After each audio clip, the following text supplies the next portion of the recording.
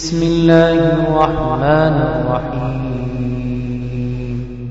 تبارك الذي بيده الملك وهو على كل شيء قدير الذي خلق الموت والحياة ليبلوكم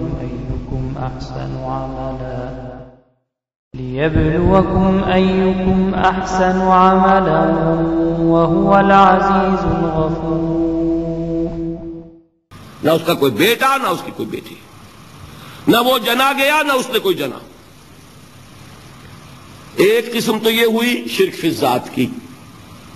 دوسری قسم کیا ہے؟ یہ ان مذاہب میں ہوئی ہے جو نبیوں اور رسولوں کی طرف نسبت نہیں رکھتے بلکہ فلسفیانہ مذاہب ہیں. ہندوستان کے اکثر مذاہب فلسفیانہ ہیں. فلسفیانہ مذاہب میں یہ شرک فی الذات کس شکل میں پیدا ہوا؟ دو شکلیں پیدا ہوئی. ایک ہماوست اور ایک حلول. حلول کیا ہے؟ اللہ نے کسی انسان کے اندر اپنے آپ کو حل کر دیا، انسانی شکل میں وہ خود ظاہر ہو گیا. اوتار کا عقیدہ، انگلش میں گاڈ انکارنیٹ. عیسائیوں میں بھی حضرت مسیح کو گاڈ انکارنیٹ بھی قرار دیا جاتا ہے. خود خدا نے یہ شکل اختیار کر لی. رام چندر جی ہوں، کرشن جی مہاراج ہوں، کیا ہے؟ یہ اوتار ہیں. اللہ نے ان میں حلول کیا یا اللہ نے ان کی شکل میں ظہور کیا. سمجھ میں آ گیا؟ اور ایک عقیدہ کیا ہے؟ یہ بڑا فلسفیانہ مسئلہ ہے. دیکھیے بڑا ٹیڑھا مسئلہ ہے یہ، لیکن میں اس وقت اس کی تفصیل میں نہیں جاؤں گا، بہت باریک باتیں ہو جائیں گی. مسئلہ کیا ہے کہ اگر خدا کو مان لے تو پھر سوال یہ ہے کہ خدا نے اس کائنات کو کیسے پیدا کیا. یہ ایک سوال آتا ہے ذہن میں. جس کے نہیں آتا وہ کہے گا پاگل پن ہے، خامخواہ اس پر کیوں سوچتے ہیں. لیکن جس کے ذہن میں سوال آ گیا اس کے لیے بڑی مصیبت ہو جاتی ہے. وہ تو سوچتا ہے، انسان کا اختیار نہیں ہوتا اپنے ذہن پر. وہ لاکھ رو کے اسے مت سوچو، وہ اور سوچے گا. یہ مصیبت ہے فلسفیوں کی. کیسے پیدا کیا؟ اب ایک تصور تو یہ ہے کہ جیسے یہ میز ہے، بڑھئی نے بنایا اس کو. بڑھئی علیحدہ ہے، میز علیحدہ ہے. لیکن اس میں یہ بات ماننی پڑے گی کہ پہلے کوئی چیز تھی جس سے میز بنائی. لکڑی تو تھی نا، اس سے میز بنائی.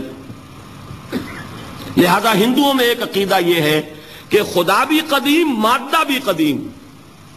خدا نے اس مادے سے یہ شے بنا دی، مادے سے یہ بنا دی. وہی مٹی کی تغاری ہوتی ہے، کمہار اس سے کوئی رکابی بنا دیتا ہے، کوئی وہ ہنڈیا بنا دیتا ہے، کوئی گھڑا بنا دیتا ہے. مٹی تو ہے نا پہلے. تو مادہ بھی قدیم، خدا بھی قدیم، اور مادے سے خدا نے یہ شکلیں بنا دی. ٹھیک، یہ بھی سنویت ہو گئی، توحید تو ختم ہو گئی. تو جن لوگوں کا ذہن تھا توحیدی لیکن اس مسئلے میں الجھ گئے، انہوں نے ایک اور شکل تجویز کی کہ خدا خود ہی اس شکل میں تبدیل ہو گیا. کیسے؟ جیسے برف پگھلتی ہے تو پانی بن جاتا ہے. پانی کہاں سے آیا؟ برف سے. اب کوئی پوچھے برف کہاں ہے؟ بھائی یہی پانی ہے، یہی برف ہے یا نہیں؟ اسی پانی کو آگ کے اوپر آپ نے رکھ دیا، وہ بھاپ بن گئی. اب آپ کہیں برف کہاں ہے، پانی کہاں ہے؟ یہی بھاپ جو ہے یہی در حقیقت پانی ہے، یہی بھاپ جو ہے یہی برف ہے. یہ ہے وہ ہماؤس پینتھیزم جس کو انگریزی میں کہتے ہیں، کہ خود خدا نے روپ دھار لیا اس کائنات کا. یہ دو فلسفے ہیں. کیا ہے یہ؟ بدترین شرک ہے. پہلی اگر شکل ہے تو وہ انسان خدا قرار پا گیا.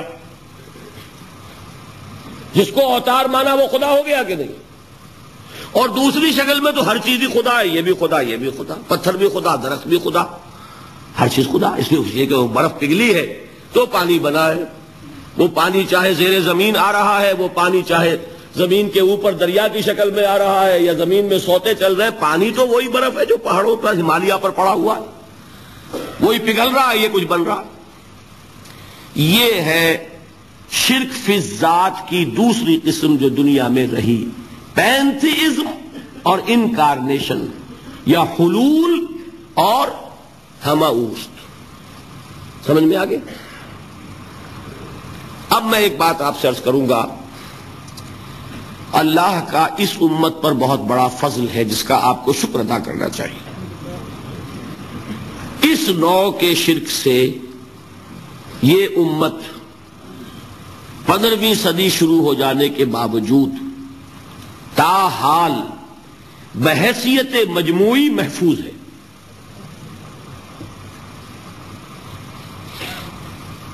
میں نے بحیثیت مجموعی کہا ہے، کوئی افراد یا عوام الناس یا جوہلا یا شعراء یا نعت گو وہ مبالغہ آرائی میں کوئی بات کہہ دیتے ہو تو وہ علیحدہ بات ہے، لیکن مسلمانوں میں کوئی مستند فرقہ اور اس کے جو مستند عقائد ہیں ان میں الحمدللہ آج تک ایسی کوئی چیز شامل نہیں۔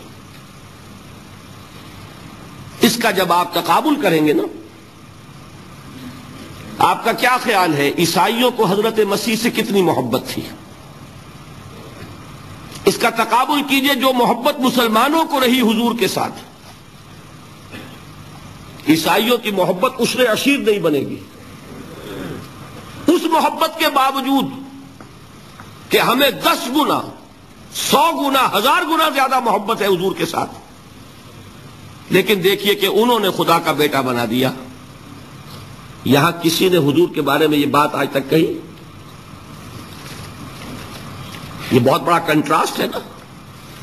یہ در حقیقت عقیدت اور محبت کا غلو ہوتا ہے، تو عقیدت اور محبت کی کمی تو یہاں بھی نہیں، الحمدللہ ان سے زائد ہے، لیکن الحمدللہ ثم الحمدللہ ثم الحمدللہ خدا کا بیٹا تو کسی نے نہیں بنایا۔ اچھا میں ایک اور کنٹراسٹ آپ کو دکھاتا ہوں تاکہ آپ اللہ کا شکر کریں۔ حضرت علی کی کیا نسبت ہے حضور کے ساتھ؟ نبی اور امتی۔ حضرت علی کو خدا کہنے والے پیدا ہوئے کہ نہیں؟ بتائیے نا، کیا وجہ ہے کہ علی کو خدا کہنے والے پیدا ہوئے لیکن محمد کو خدا کہنے والا پیدا نہیں ہوا صلی اللہ علیہ وسلم ورضی اللہ تعالی عنہ؟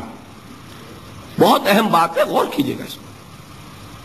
حالانکہ حضرت علی کا رتبہ کہاں، حضور کا کہاں؟ آج بھی آپ دیکھیے آپ کے جاہل عوام کے زبان پر نعرہ یا علی مدد کا ہوتا ہے، یا محمد مدد کسی نے کہا آج تک؟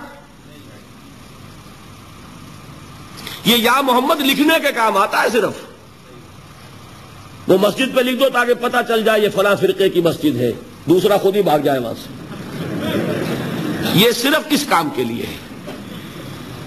باقی جہاں اصل میدان میں بات آتی ہے کوئی نعرہ لگاتا ہے یا محمد مدد، محمد کا رتبہ اونچا یا علی کا، تو ان سے کیوں نہیں مدد مانگی؟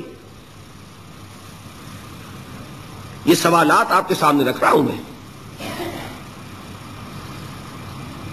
پھر یہ کہ جس طریقے سے کہ غوث اعظم کو پکارا جاتا ہے، کیا محمد کو پکارا جاتا ہے؟ کیا نسبت ہے؟ حضرت علی تو پھر بھی صحابی ہیں، خلیفہ چہارم ہیں، حضور کے چچا داد بھائی ہیں، داماد ہیں۔ غوث اعظم تو بہرحال وہ نسبت تو نہیں ہے۔ دیکھیے میں اس کا تعلق جوڑتا ہوں ختم نبوت سے۔ جس طرح اللہ نے خصوصی حفاظت فرمائی ہے قرآن کی، اسی طرح خصوصی حفاظت فرمائی ہے محمد الرسول اللہ کی۔ یہ اسپیشل پروٹیکشن ہے، ورنہ نہیں ہو سکتی تھی۔ یہ خصوصی تحفظ ہے اللہ کا۔ یہاں بگاڑ پیدا ہو جائے تو صحیح کون کرے گا؟ اب حضرت مسیح کی اصل حقیقت تو حضور نے آگے بتا دی۔ ذالک عیسی ابن مریم قول الحق الذی فیہ یمترون ما کان للہ ان یتخذ ولدا سبحانہ۔ یہ حضور نے آ کر حضرت مسیح کی حقیقت بیان کر دی کہ نہیں؟ سورہ مریم کی یہ آیات سنی تھی نجاشی رحمت اللہ علیہ نے جب حضرت جعفر ابن ابی طالب کی زبان سے، تو کیا کہا تھا تنکا اٹھا کر، خدا کی قسم جو ان آیات میں مسیح کا مقام بیان ہوا ہے، مسیح اس سے تنکا بھر بھی زیادہ نہیں ہے۔